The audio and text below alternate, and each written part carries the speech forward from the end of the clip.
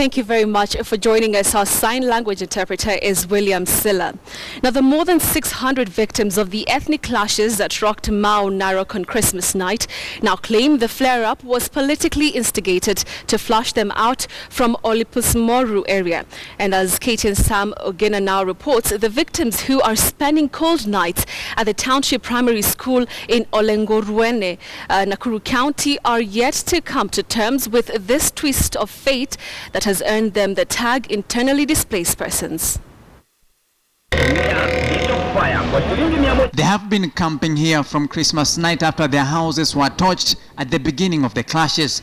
Theirs are tales of livelihoods shattered by the people they lived with as neighbors. They fled from the attacks, leaving their belongings turning into ashes following the ambush.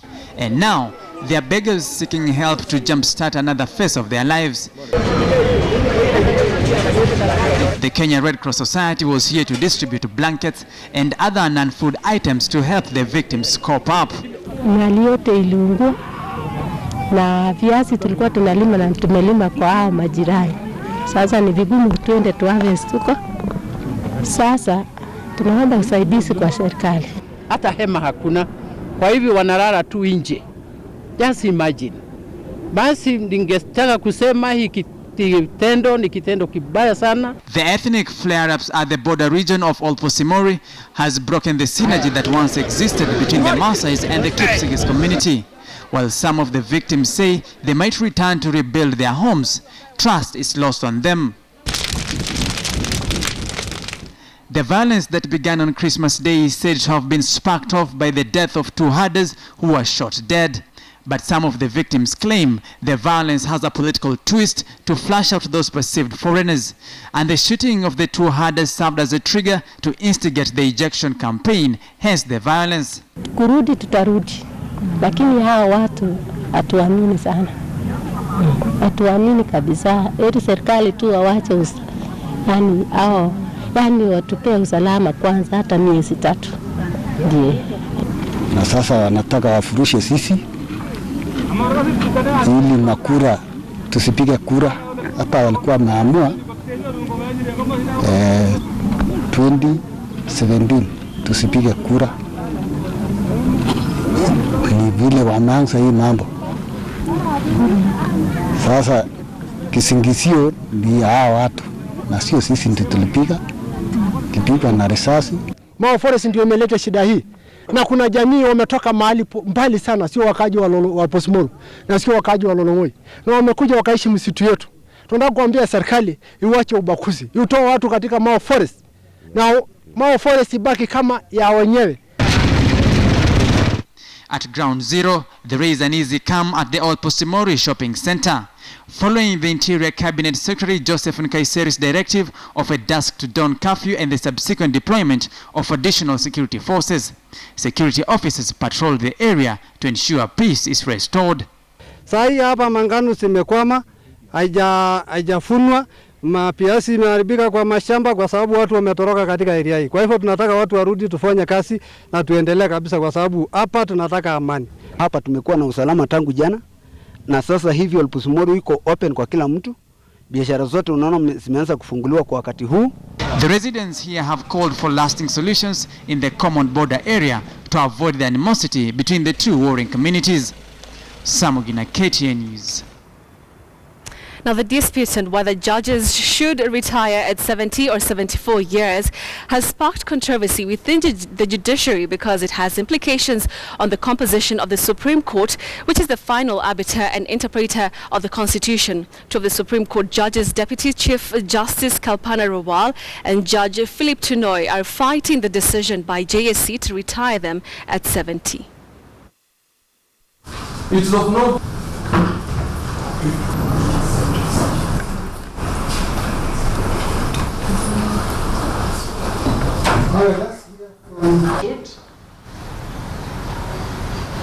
to advance the kind of argument that is advancing to your lordship at all. It will be a different matter, my lords, if this argument is being raised by Judicial Service Commission or it is being raised by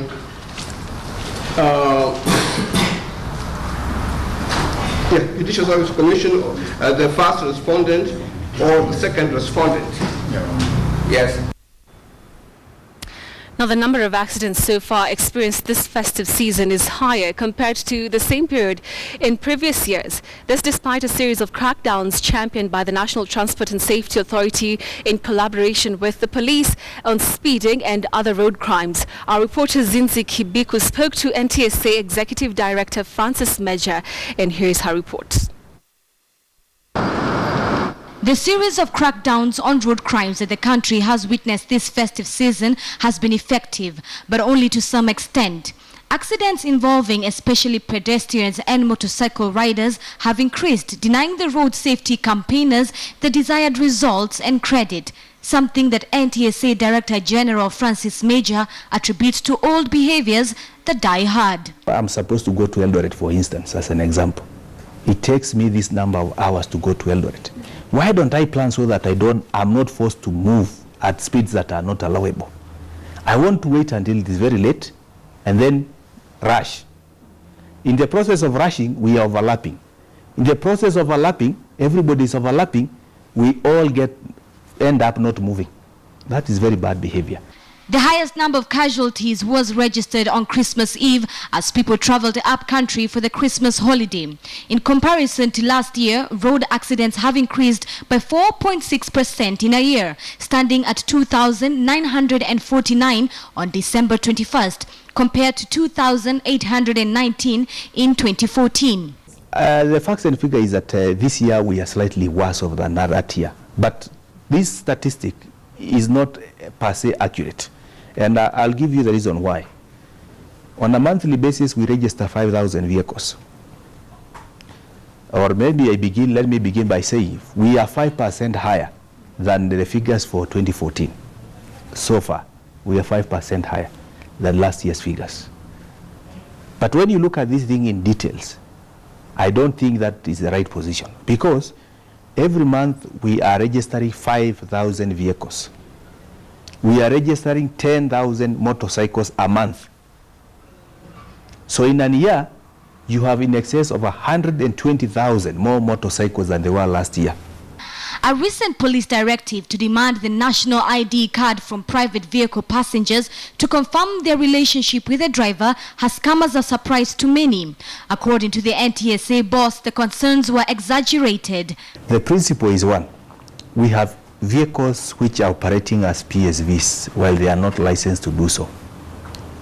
They are picking passengers from various stages, transporting them from and to the city. What is the risk? The risk is, first of all, these vehicles are paying passengers. They have no fit governors. So they are speeding, exposing the passengers they are creating to a very big risk. Public awareness campaigns and creating space for pedestrians and cyclists are some of the solutions NTSA is working on. Zinzi Kibiku, KTN News. Summer bunnies is a term coined to describe Kenyans who live in the diaspora and come during the holidays to spend time with family and friends. December passes for the official summer bunny month, meaning the summer bunnies are in town, and they have often been the subject of blogs when they visit for their not-so-Kenyan lifestyle. Our reporter caught up with some bunnies in Kakamega. Take a look. Home is where the heart is, where one's navel strings are buried. The late Dr. Elon Willis Wameo's family, a pioneer gynecologist and fiery politician from Mumias, has kept his legacy and memories alive. Mama Joyce Wameo is celebrating her golden jubilee, 50 years in Wangaland. Her children and their kin have come to celebrate with her, those who live here and in the diaspora. Coming home is a cherished tradition in the family. Even when they lived in Mombasa, they always came back. It was always his policy that we should not count his children. There are many. God has given us boys and girls, but he always said we should not say count because it is not African. I feel happy when they come. I was told in China there is a law that you must go and see your parents. If you don't, you get fined. Ellen Omeo is a registered nurse and works in Detroit, Michigan, in an ICU unit. He has been away for 12 years. Kind of an individual who's attached to my roots, and I always feel like every so often I gotta go home and see about our people and how they're doing. And then apart from that, we do remittances. We send money home, and you want to come back and see what they did with the money. In the first world, you don't even know there's something called a blackout. There's always power.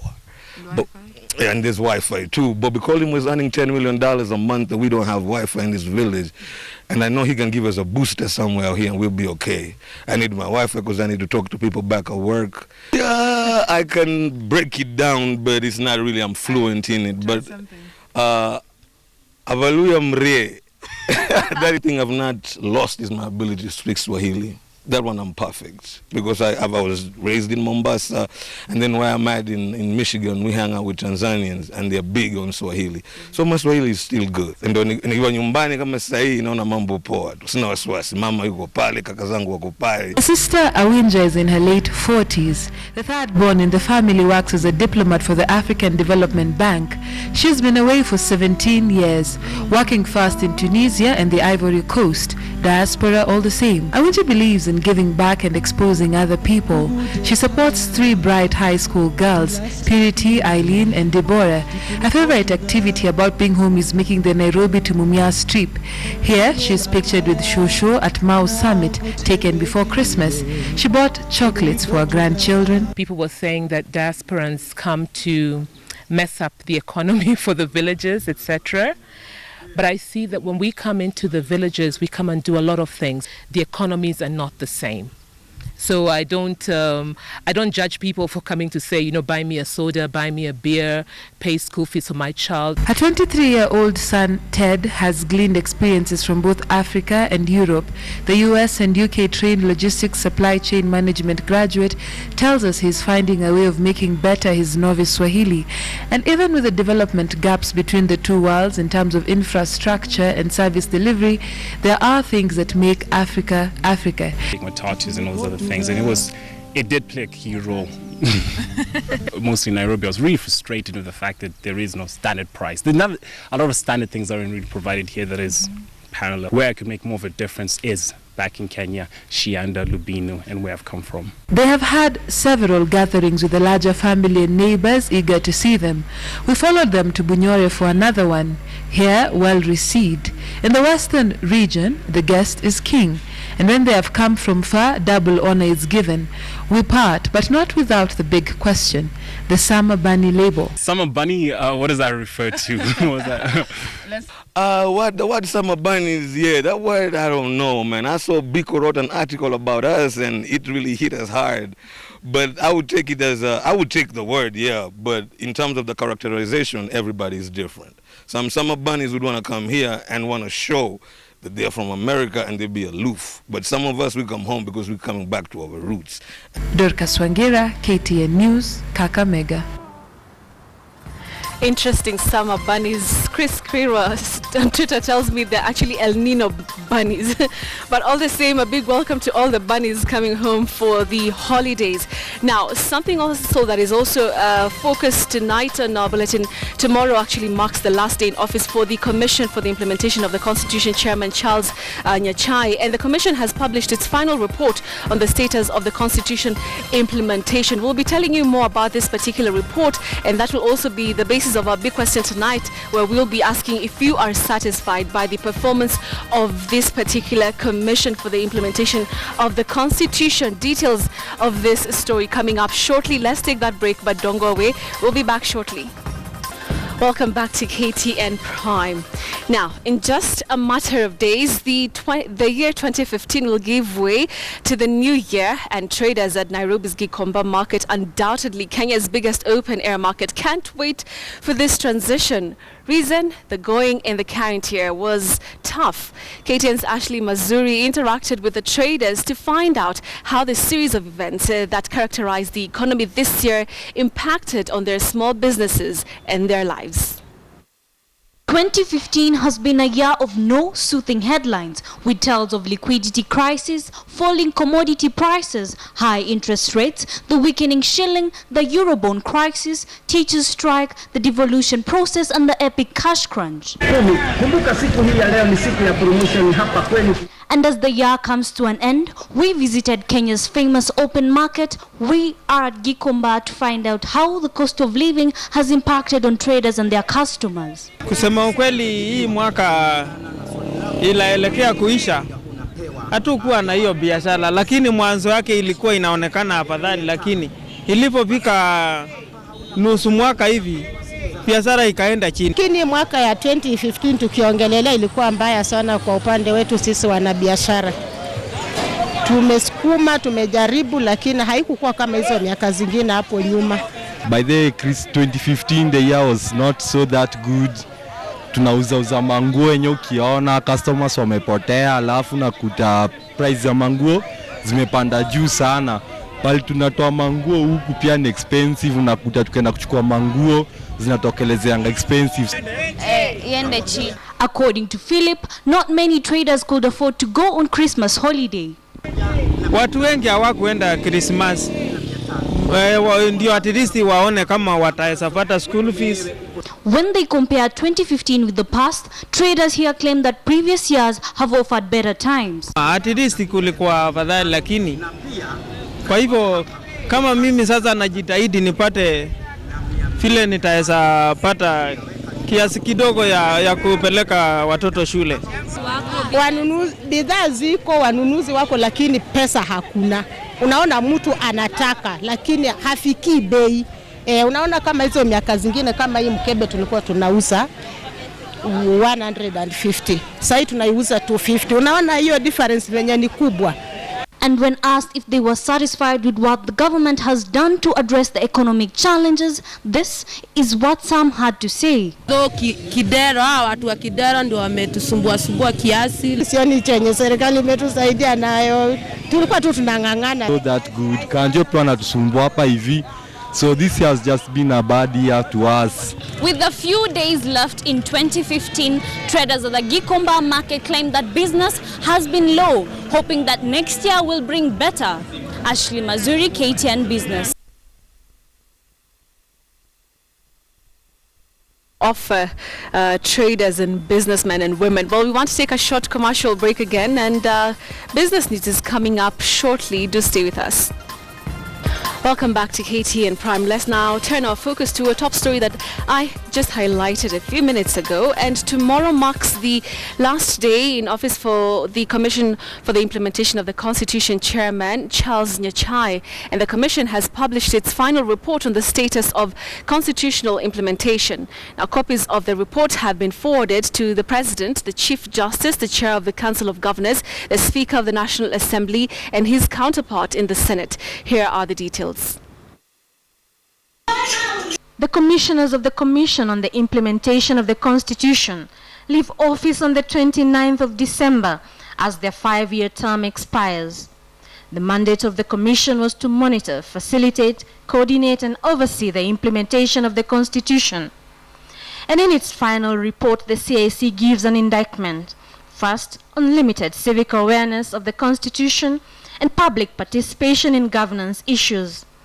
And Chairman Charles Nyachai is now calling on Kenyans to respect, uphold and defend the Constitution. People of Kenya rightly have huge expectations from the system of devolved governance. Nyachai tasks Parliament and its members to ask themselves whether they have faithfully protected the Constitution and promoted democratic governance of the Republic. Over the last 5 years, he says, there have been too many instances of Parliament, and in particular the National Assembly, acting in complete disregard, indeed contempt for the letter and spirit of the Constitution. This, the report says, has been mostly manifested in matters that touch on the personal and group interests of parliamentarians.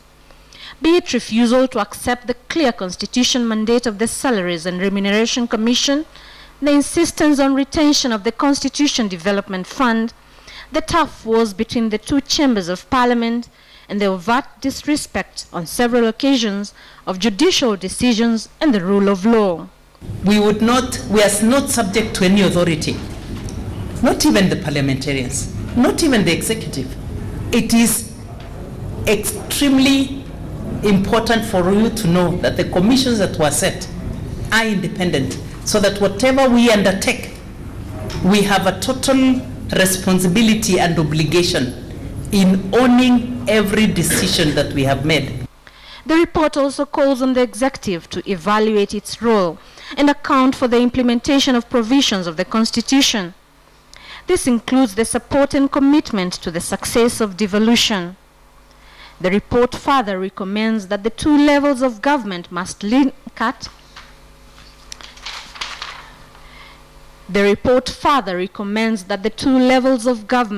learn to and actually cooperate with each other to prevent unnecessary wrangling over matters that can be resolved amicably.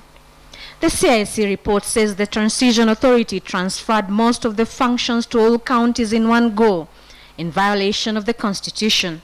It recommends that functions that have not been transferred should be transferred, so that there is sufficient time before March 4th, 2016, the end date for the first transfer, to sort out any issues that may arise.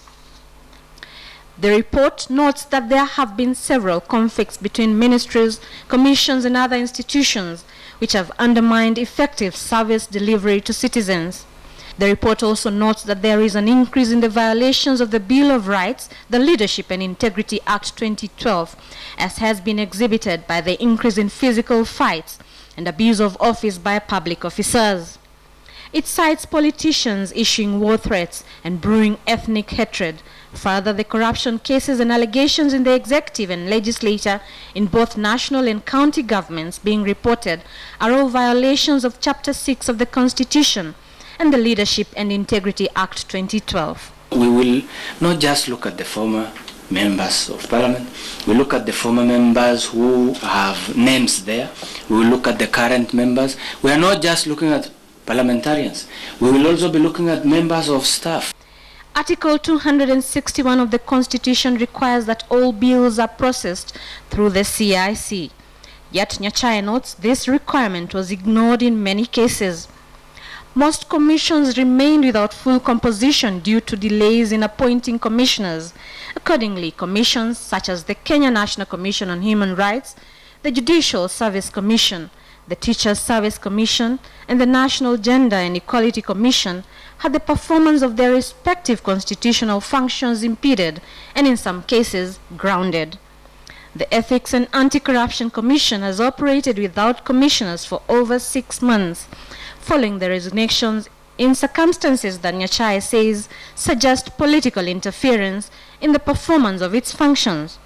Accordingly, he says the commission is not properly constituted in view of the fact that it only exists as a secretariat and with limited efforts being made to fill the vacancies.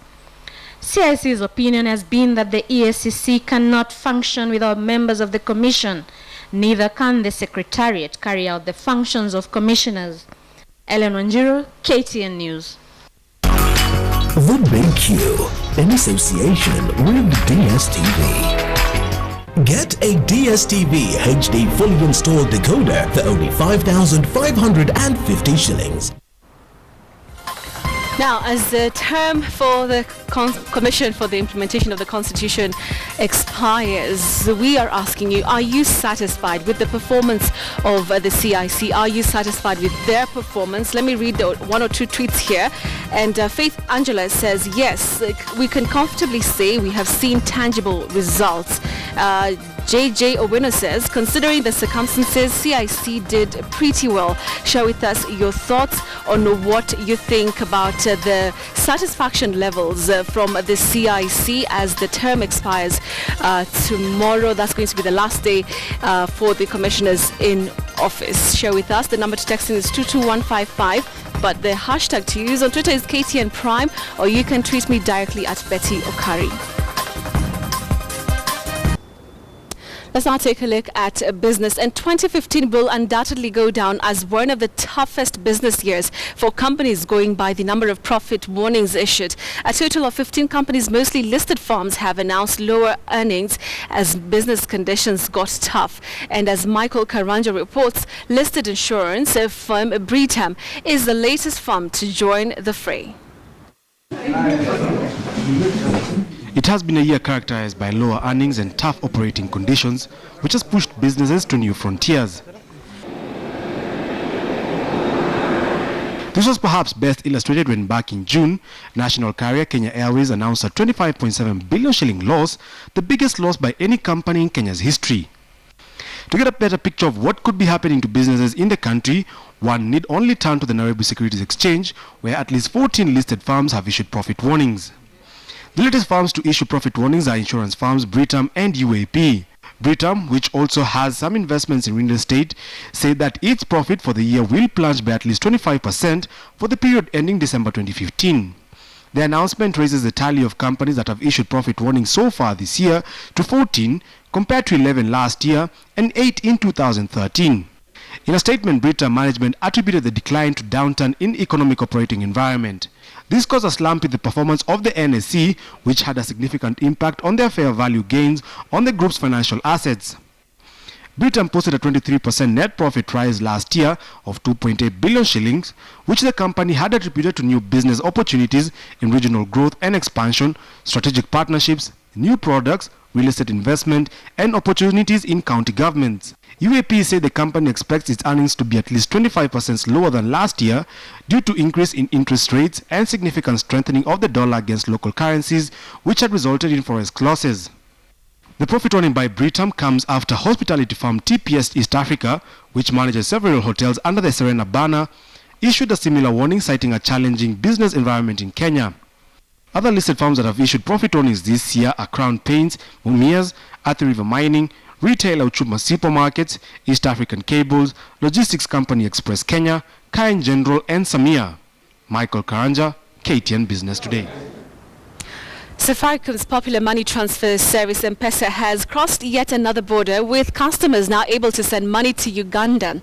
The telecom operator has partnered with MTN Uganda to enable M-Pesa customers send money to Uganda in a move that is expected to boost trade between the two countries. This becomes the third M-Pesa international money transfer service in the region, following similar partnerships signed with Vodacom of Tanzania and MTN of Rwanda in November. Uganda is Kenya's largest trading partner in the region, and this partnership is expected to be a major boost for businesses, while at the same time benefiting the over 22 million M-Pesa customers and the more than 5 million customers who use MTN mobile money in Africa. The transactions infrastructure between the two networks has been enabled by MFS Africa, which develops and distributes mobile financial solutions to markets across Africa with a view to providing ways for money transfers to access the service. Customers will be required to dial star 840 hash and follow the prompts. The funds will be sent in Kenyan shillings and received in Uganda shillings based on the prevailing exchange rate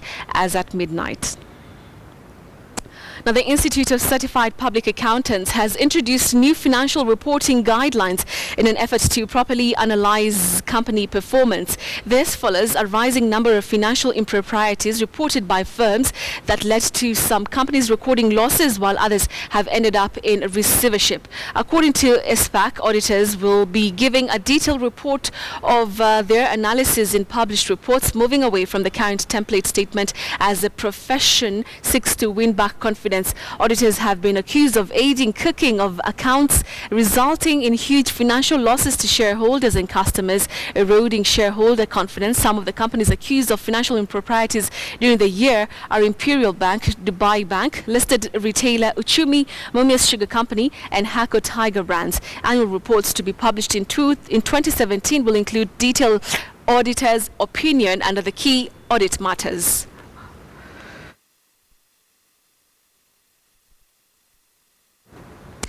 Let's now take a look at the financial markets.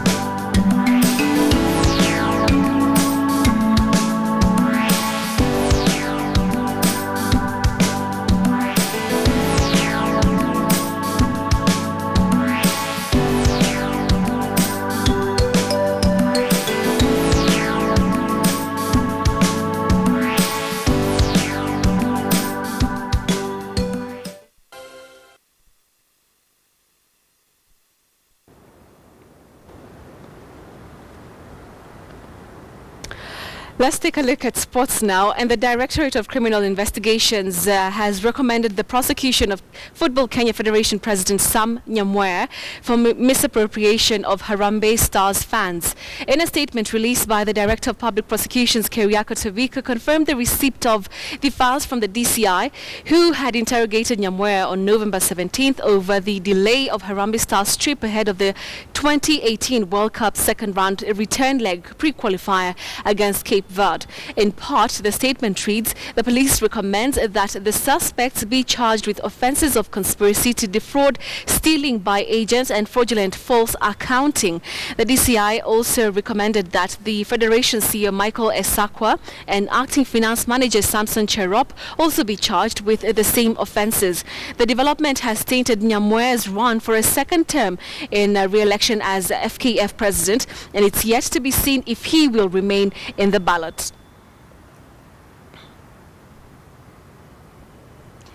FIFA presidential hopefuls Prince Ali bin Hussein of Jordan and Gianni Infantino have called for reforms in the federation that are needed for the organization to emerge from the worst crisis in its history. The pair, who spoke at the 10th annual Dubai International Sports Conference, will be vying for the FIFA presidency on February next year. After almost a week after FIFA President Sepp Blatter and UEFA President Michel Platini were banned for 8 years from football and football-related activities, FIFA presidential hopefuls have come out to stress the need for reforms that will see the organization emerge from the crisis that it's facing currently. Gianni Infantino believes that the biggest challenge facing FIFA is bringing its focus back to football. The 45-year-old UEFA Secretary General claimed that the world needed to learn from the mistakes that the European football has made in the recent times, and in turn called for greater transparency in FIFA's dealings. FIFA needs today, first and foremost, is that football is brought back into FIFA. Center stage, yes. At the center of FIFA. We need again to speak about football when we speak about FIFA. Today when you speak about FIFA, if you Google FIFA, the word football comes maybe on page 123. Presidential candidate Prince Ali bin Ali Hussein also insisted on the role transparency will play in ensuring that the World Soccer Governing Body moved forward in the ideal way. Prince Ali is also calling for the immediate release of the Garcia report, an investigation into the allegations of world bidding corruption. We also have to have basic norms like publishing the Garcia report immediately right now, because even those who are running for the position of FIFA president, be it myself, be it Gianni Infantino, we need to know what has been going on in this organization, and the public needs to know as well. The two will contend with Jerome Champagne, Sheikh Salman bin Ibrahim Al Khalifa, and Tokyo Sexual for football's top job at the election in Zurich on February 26th. Robinson Okenye, KTN Sports. FKF South Coast and Mombasa sub-branch officials have unanimously agreed to vote as a bloc in the forthcoming national election, but instead base their voting pattern on individuals who are capable of making an impact in the sport for the region. The officials said they would support Ambrose Rachel and Twaha Mbarak as president and his running mate respectively. The decision was arrived at after lengthy consultations, after which a deal was made to bring together rival camps. Led by South Coast Branch Chairman Hamisi Mwayoyo, they have opted to give their support for the incumbent Coast NEC member Mohammed Omar. Has resolved to support leaders who cannot be used against us by outsiders, as witnessed before at the determinant of the branch and region as a whole. That for the national elections, we have consulted widely and finally resolved to rally behind Ambrose Rachel, Twaha Mbarak, and Mohammed Omar Abubakar.